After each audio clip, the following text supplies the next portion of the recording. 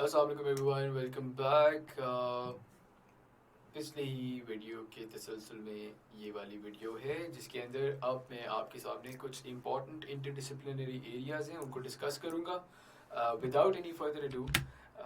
और सबसे पहले हम बात करेंगे इन्वायरमेंटल सोशियोलॉजी के एम्बिट में रहते हुए इको फेमिनिज्म की। सो इको फेमिनिज्म क्या है? Ecofeminism is an idea जिसके अंदर आपकी इकोलॉजी का लिंक किया जाता है आपकी फेमिनिस्ट थ्योरी के साथ।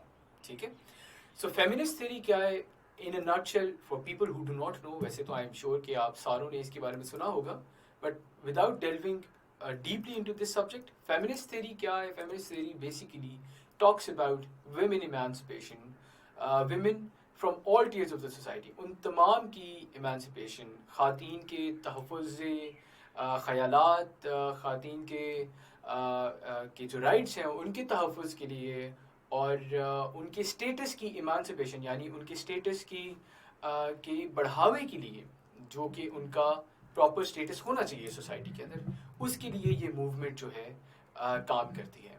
अब इस मूवमेंट का इकोलॉजी के साथ क्या लिंक है, ये लिंक डिफाइन करती है ecofeminism. So before I move into ecofeminism as an idea, इसके ऊपर मैं सिर्फ एक वजाहत कर दूं कि 2016 में, ये मैं लिख देता हूँ यहाँ पे, 2016 में इसके ऊपर 5 से 10 नंबर का एक नोट आया सिंपली के define ecofeminism, that's it. So ecofeminism के ऊपर 5 मार्क्स का एक या 5 या 10 मार्क्स का था नोट। एक मेरा ख्याल लास्ट क्वेश्चन था 2016 का जिसके अंदर ये आया था। ठीक है, सो इको फेमिनिज्म क्या है? फिर वही बात, it links ecology with feminism. Eco feminist क्या करते हैं? They see the domination of women as stemming from the same ideologies that bring about the domination of the environment. उनका जो फलसफा है वो ये है कि माहौलियात पे भी मर्द हजरात ने ऐसे ही डोमिनेशन इख्तियार करने की कोशिश की है जिस तरह से उन्होंने तारीखी तौर पे औरतों के ऊपर की है। ठीक है, और इस फलसफे के तहत through the principle of empathy, ठीक है, ecofeminists work not only for the emancipation of women but also for the environment. ठीक हो गया। इनके अंदर सम लीडिंग जो इको फेमिनिस्ट हैं उनके अंदर एक नाम मैरी मिलर का है, मारिया माइस का है, वंदना शिवा जो कि एक इंडियन है, उनका नाम आता है। बट इको फेमिनिज्म या ecofeminist as advocates and ecofeminism as a theory, दुनिया में उसका इतना ज़्यादा आपको अरूज देखने को नहीं मिलता। ये एक थ्योरी एग्जिस्ट करती है, लेकिन जहाँ पे फेमिनिज्म के बाकी स्कूल्स हैं उनकी निस्बत इसके बारे में इतना ज़्यादा आपको सुनने को नहीं मिलता। Having said that, it does not mean कि it is non existent, it does exist, इसलिए हम पढ़ रहे हैं, और इनका जो फलसफा है इसीलिए मैंने आपको उससे वाकिफ भी करवाया। इको फेमिनिस्ट और इको फेमिनिस्ट इश्यूज़ की अगर मिसाल ली जाए कि क्या इशू है कोई, अगर हम इसके मिसाल लें और इसको स्टडी करने का तरीके क्या क्या होता है, रादर इसकी मैनिफेस्टेशन क्या होती है, तो इसकी एक मिसाल देखिए कि for example data shows that women, especially poor rural women in less developed countries, LDCs इनको कहते हैं, who are heads of households, suffer disproportionate harms caused by such environmental problems such as deforestation, water pollution and environmental toxins। होता क्या है कि आपके जो पसमानदा इलाके जाते हैं, इवन पाकिस्तान के जो पसमानदा इलाके जाते हैं, वहाँ पे देखा जाता है कि औरतें हैं जो कि क्रॉप फील्ड्स में जाके काम करती हैं, औरतें हैं जो कि जाके पानी लेके आ रही होती हैं। थर की मिसाल ले लें, थर डेजर्ट की मिसाल ले लें, अमूमन आपने देखा होगा कि घर की औरतें और वहाँ की जो नोमैड ट्राइब्स की औरतें होती हैं वही दूर दूर तक चलती हैं पानी लेके जाने के लिए। अब अगर क्लाइमेट चेंज की वजह से पानी का मसला इतना ज़्यादा सवेर हो जाता है कि औरतों के लिए पानी फेच करना मुश्किल हो जाए, पानी लेके आना मुश्किल हो जाए, उसकी वजह से उनके जो डोमेस्टिक इश्यूज उभरते हैं in the form of an increase in domestic abuse just because they are unable to provide their families through the roles that have been assign to them. ठीक है ना, जो कि उन्हें असाइन किए गए, उन्होंने अपनी मर्जी से नहीं लिए हैं वो रोल्स। उसकी वजह से जो मसले आते हैं, और वो जो औरतों का जो ये प्रिंसिपल मसले मसाइल जैसे कि डोमेस्टिक अब्यूज़, इनका अरूज ज़हनी देखने को हमें मिलता है as a result of these problems. इस तरह के इश्यूज़ को इको फेमिनिस्ट जो है वो जो है आर्ग्यू करते हैं और इनको टेक ओवर करते हैं, और वो कहते हैं कि क्लाइमेट के मसले को हल करें क्यों? क्योंकि इसका डायरेक्ट ताल्लुक विमेन सब्जुगेशन से है, फीमेल सब्जुगेशन से, not only in Pakistan, not only in the third world countries but all over the world. जहाँ जहाँ भी औरतों के ज़िम्मे ऐसी जिम्मेदारियाँ हैं जिनका डायरेक्ट इम्पैक्ट या डायरेक्ट ताल्लुक रादर क्लाइमेट चेंज इशूज से बनता है। ठीक है, सो ये तो होगी एक मिसाल।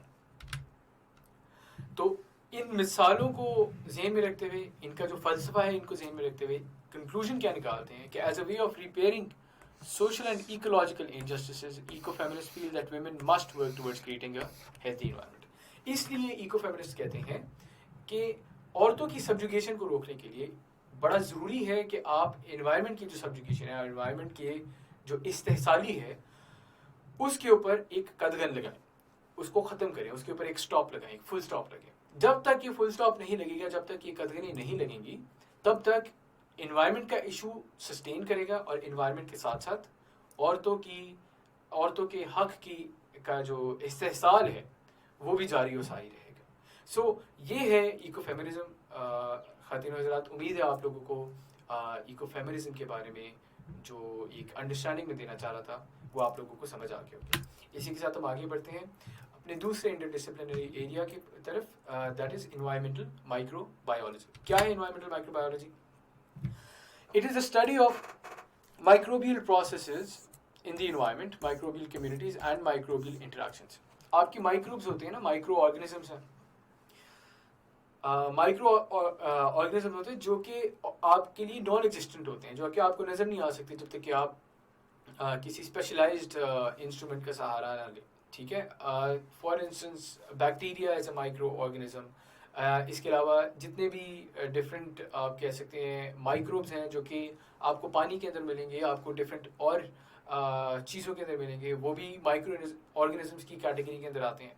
सो माइक्रोबायोलॉजी, इन्वायरमेंटल माइक्रोबायोलॉजी क्या है? Environmental microbiology is the study of microbial processes, यानी इन ऑर्गेनिजम्स के जितने भी प्रोसेसेस हैं इन एनवायरमेंट, माइक्रोबियल कम्युनिटीज और माइक्रोबियल इंटरेक्शंस। ठीक है, एनवायरमेंट को मद्देनजर रखते हुए जो भी प्रोसेसेस अहमियत का हामिल हैं उनको हम इन्वायरमेंटल माइक्रोबायोलॉजी के एम्बिट के अंदर लेके आते हैं। ठीक है, microbial interactions and interaction with micro organisms हो गया। इसके अलावा अगर हम जेनेटिक्स और एवोल्यूशनरी प्रोसेसेस को देखें, ठीक है, कि हमारे जेनेटिक्स में किस तरह से तब्दीलियाँ आई हैं, एवोल्यूशनरी प्रोसेस में किस तरह से तब्दीलियाँ आई हैं, वो तमाम आ जाती हैं ये माइक्रोबायोलॉजी और बायोलॉजी के एम्बिट के अंदर। एनवायरनमेंट का हमारी जेनेटिक्स के ऊपर या क्लाइमेट का हमारे जेनेटिक्स के ऊपर या हमारी एवोल्यूशन के ऊपर क्या जो है इम्पैक्ट रहा है, वो आएगा आपके इन्वायरमेंटल माइक्रोबायोलॉजी के एम्बिट के अंदर। इसी तरह आपके यहाँ जो वायरसेस हैं उनका माहौल में होना और माहौल का उन वायरसेस के इन्हांसमेंट में या उनकी रिग्रेशन में क्या इम्पैक्ट है या क्या इम्पैक्ट हो सकता है,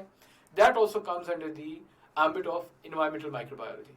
आजकल की दुनिया में सबसे बड़ी मिसाल इसकी क्या है? इसकी सबसे बड़ी मिसाल है कोरोना वायरस की, कोविड की। ये जो आपके सामने आ गया है ना कोरोना, ये जो है इन्वायरमेंटल माइक्रोबायोलॉजी का सब्जेक्ट बनता है। इसको इन्वायरमेंटल माइक्रोबायोलॉजी के अंडर पढ़ा जाएगा क्योंकि it has been derived from a bat.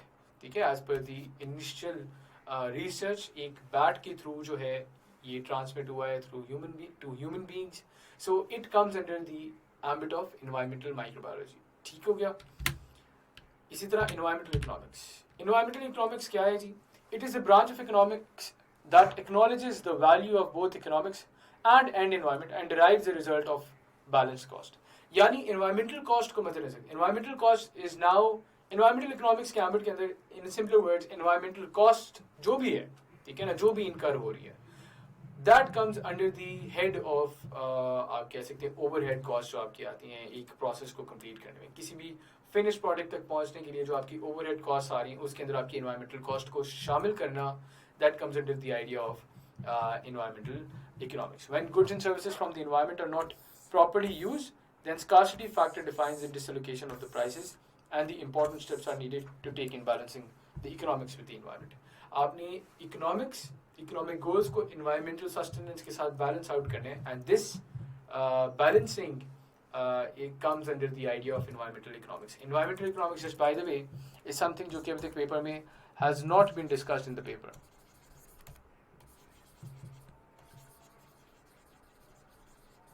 But ये सिर्फ preemptively मैं आपको बता रहा हूँ। इसी की एक अगर मिसाल लें आपको मैं बता देता हूँ। पाकिस्तान में कहाँ लिखें, यहाँ लिख देते हैं, green banking guidelines. Green banking guidelines आई स्टेट बैंक की तरफ से गालिबन 2018 के स्टार्ट में। और ग्रीन बैंकिंग गाइडलाइंस का मकसद ये है कि बैंक्स को, तमाम बैंक्स को, पाकिस्तान के जो स्टेट बैंक है उसकी तरफ से डायरेक्शन गई है कि उन लोगों ने इन्वायरमेंट के एस्पेक्ट को अपनी की हुई तमाम इन्वेस्टमेंट्स के अंदर जो है शामिल ज़रूर करना है, ठीक है। और उसके पीछे जो प्रेमिस है वो यही है कि they want to promote environmentally sound economic activity. So ये एक लार्जर एंगल के ऊपर इन्वायरमेंटल इकोनॉमिक्स का ही पार्ट बन जाता है। सो आप इसको नोट डाउन भी कर सकते हैं, इसके बारे में अगर आप पढ़ना चाहें तो पढ़ भी सकते हैं। ग्रीन बैंकिंग गाइडेंस 2018 में जो है ये इंट्रोड्यूस हुई थी by state bank of Pakistan. फिर हम बात करेंगे इन्वायरमेंटल बायोटेक्नोलॉजी की। इसके ऊपर भी बाय द वे पेपर में क्वेश्चन आया हुआ है और ये आया था 2019 में, इसके ऊपर सवाल आया हुआ है इन्वायरमेंटल बायोटेक्नोलॉजी के ऊपर, ठीक है। और सिंपल यही कि इन्वायरमेंटल बायोटेक्नोलॉजी, इसके ऊपर बल्कि जो क्वेश्चन था 2019 का वो था application of environmental biotechnology in the agricultural sector. बहरहाल जब हम एग्रीकल्चर के ऊपर पहुंचेंगे सस्टेनेबल डेवलपमेंट के अंदर पढ़ते हुए, तब हम इसकी एप्लीकेशन को भी वहाँ पे पढ़ लेंगे। लेकिन जनरली स्पीकिंग इन्वायरमेंटल बायोटेक्नोलॉजी क्या है? It is the development, use and regulation of biological systems, आपके जो बायोलॉजिकल सिस्टम्स है, आपकी microbial activity and everything, for remediation of contaminated environments, यानी remediation of contaminated environments, land air water की वजह से के अंदर रहते हुए, कैम्बट के अंदर रहते हुए जो पोल्यूशन है, land pollution, water pollution, air pollution, उसके जो आप कह सकते हैं रेमेडीज़ हैं थ्रू बायोलॉजिकल प्रोसेसेस, जो टेक्नोलॉजी इस्तेमाल की जाती है, दैट टेक्नोलॉजी इज़ बायोटेक्नोलॉजी। और चूंकि इन्वायरमेंट के लिए काम किया जा रहा होता है, एयर को क्लीन बनाने के लिए, लैंड को क्लीन बनाने के लिए, आपके पानी को क्लीन बनाने के लिए, so that is why it comes under the ambit of environmental biotechnology.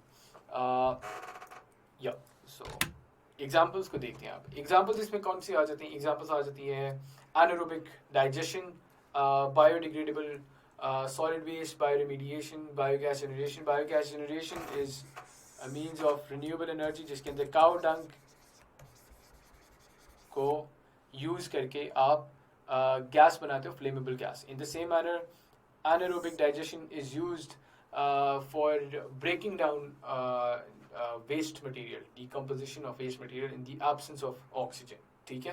सो इस तरह से बायोटेक्नोलॉजी जो है वो भी यूज़ की जाती है इन्वायरमेंटल साइंसेस के पैराडाइम में, and that is why it is then known as environmental biotechnology. So I hope ladies and gentleman कि आपको ये तमाम बातें जो हैं समझ आई होंगी। ये चार मेरे ख्याल से मेजर इंटरडिसिप्लिनरी एरियाज हैं जिनके ऊपर पेपर के अंदर सवाल आ सकते हैं। दो के ऊपर आया हुआ है, environmental feminism and environmental biotechnology, and the same economics और जो इन्वायरमेंटल ये इकोनॉमिक्स और इन्वायरमेंटल बायोलॉजी जो है वो आप लोगों को जो कराई है मैंने अभी पीछे, that will come under the that may come in the future, इसलिए वो मैंने आपको कराया है। So keep these interdisciplinary areas in mind, और उम्मीद है कि आपको ये समझ भी आ गई होंगी, इनके ऊपर आप लोगों ने पढ़ भी लेना है। एंड आई थिंक अभी हम ब्रेक ले लेते हैं बिफोर द नेक्स्ट वीडियो, और अगली वीडियो के अंदर will now be talking about the history of environmental action, and we are going to link that history with United Nations Framework Convention on Climate Change 1990। तो हम वहाँ तक पढ़ेंगे और हम देखेंगे कि historically environmental movement किस तरह से चली है। This will come under the ambit of the political side of environmental science. Until then, best of luck with your studies. Thank you very much. Take care.